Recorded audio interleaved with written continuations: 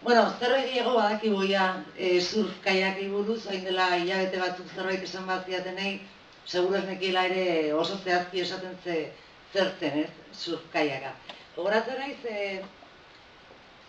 kirol patronatutik etorri zirenean udaletxera esanez bi gazte zeudela, bi usurbiltar zeudela, munduko txapelketan parte hartzera zijoaztena, gatu ginen horrela harrituta, ez? Aiba.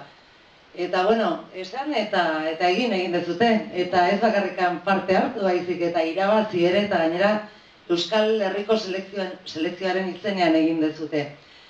Pentsatu dugu hori, bueno, horri esker, Usurbilgo herriak ere gehiago dakia surf kaiakei buruz, eta eredu bat izango zeratela hainbat gazteentzat ere, esfortzuaren eredu, sakrifizioaren eredu eta gauza guztien eredu, ez kontatu dituzuenak zenbat lan eskatzen duen horrelako afizio bat aurrera eramateak, ez? Eta, bueno, pentsatu genuen aukera polita zela hau errekonozimentu bat ere egiteko udalaren aldetik, ez? Esfortzu guzti horrek ere eskertza suposatzen zuela eta eman behar zitzaizuela udalaren aldetik. Udala eta kirol patronatuaren aldetik eta herriaren aldetik ere bai, ez?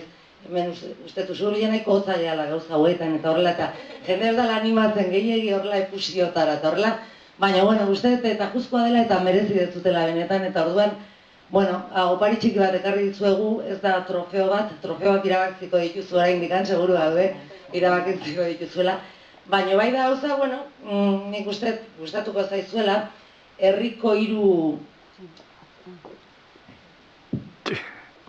herrian dauden 3 etxe oso emblematikoak, alde batetik Atxega Jauregia, bestea da udaletxea, eta bestea Kalexarreko kontzeju zarra.